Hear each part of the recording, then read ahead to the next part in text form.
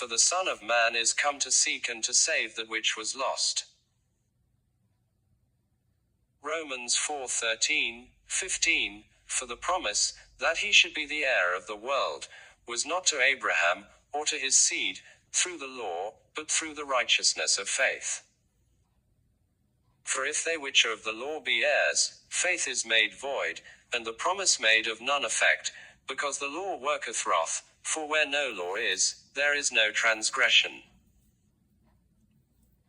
Luke 19:9-11, and Jesus said unto him, This day is salvation come to this house, forsomuch as he also is a son of Abraham. For the Son of Man is come to seek and to save that which was lost.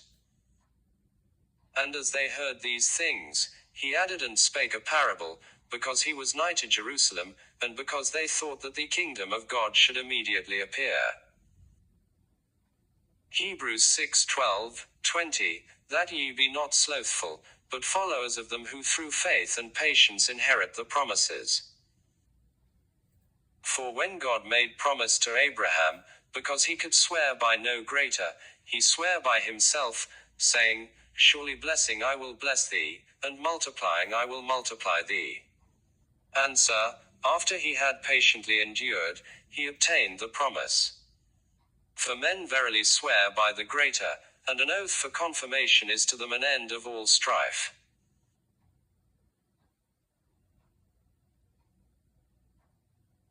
Wherein God, willing more abundantly to show unto the heirs of promise the immutability of his counsel, confirmed it by an oath, that by two immutable things, in which it was impossible for God to lie, we might have a strong consolation, who have fled for refuge to lay hold upon the hope set before us, which hope we have as an anchor of the soul, both sure and steadfast, and which entereth into that within the veil, whither the forerunner is for us entered, even Jesus, made an high priest forever after the order of Melchizedek.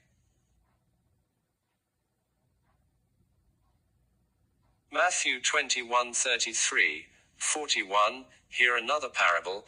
There was a certain householder, which planted a vineyard, and hedged it round about, and digged a winepress in it, and built a tower, and let it out to husbandmen, and went into a far country, and when the time of the fruit drew near, he sent his servants to the husbandmen, that they might receive the fruits of it. And the husbandmen took his servants, and beat one, and killed another, and stoned another. Again, he sent other servants more than the first, and they did unto them likewise. But last of all he sent unto them his son, saying, They will reverence my son. But when the husbandmen saw the son, they said among themselves, This is the heir come, let us kill him, and let us seize on his inheritance. And they caught him, and cast him out of the vineyard, and slew him. When the Lord therefore of the vineyard cometh, what will he do unto those husbandmen? They say unto him, He will miserably destroy those wicked men, and will let out his vineyard unto other husbandmen, which shall render him the fruits in their seasons. Luke 19:12-26, he said therefore, A certain nobleman went into a far country to receive for himself a kingdom, and to return. And he called his 10 servants, and delivered them 10 pounds, and said unto them, Occupy till I come.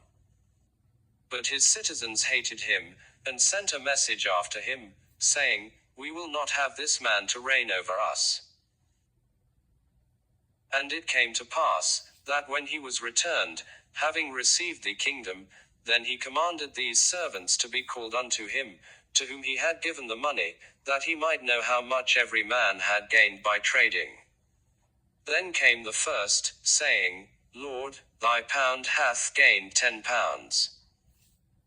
And he said unto him, Well, thou good servant, because thou hast been faithful in a very little, have thou authority over 10 cities. And the second came, saying, Lord, thy pound hath gained 5 pounds.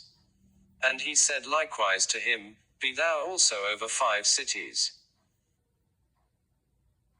And another came, saying, Lord, behold, here is thy pound, which I have kept laid up in a napkin, for I feared thee, because thou art an austere man, thou takest up that thou laidst not down, and reapest that thou didst not sow.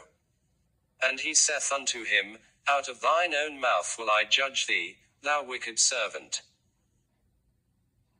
Thou knewest that I was an austere man, taking up that I laid not down, and reaping that I did not sow.